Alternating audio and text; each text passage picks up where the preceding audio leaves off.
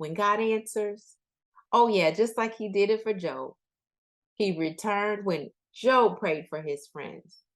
He returned everything, all the prosperity that he had before, and he doubled his possessions.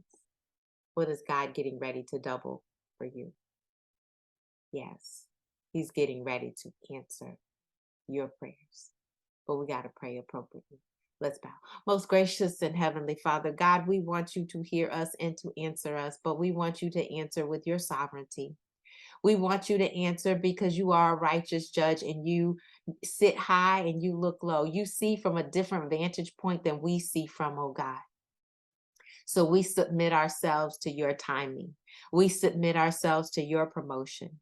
We submit ourselves to your understanding. We submit ourselves to the outcome. We submit our will to yours, God. We come under authority and we want to be led by you. Lead us and guide us, oh God. Make us over again. Lead us beside the still waters. Make us to lie down in green pastures. Anoint our head with oil. Prepare the table before us. Prepare us for the table that you have set. Oh God, we just need you to answer. We're going to be careful because we want the manifestation. But God, we want you first. We want it to all come to fruition and it to be grand and glorious for us, but we want you to have the glory first.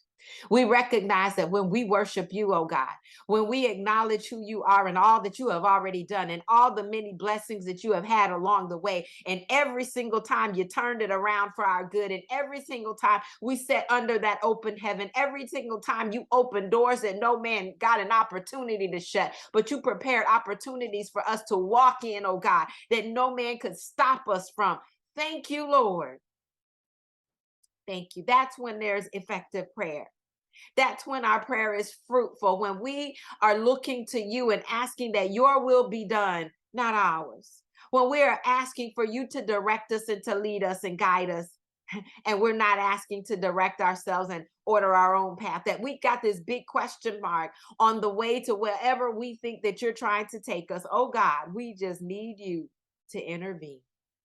And so we ask you, Lord, we ask you to answer the prayer according to the way that you would answer it. According to Romans 8:26, we said, well, we don't even know what to pray for as we ought. But thank you for sending the Holy Spirit to come alongside, to partner with us, to pray more appropriately, the effective, fervent prayers. And you promise that those type of prayers for the righteous man not only will be heard, but they will be answered. Lord, we thank you in Jesus' name.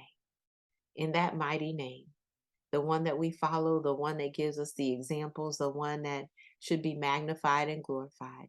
God, it's because of his name and his submission, his power, and who he is that we come before you boldly.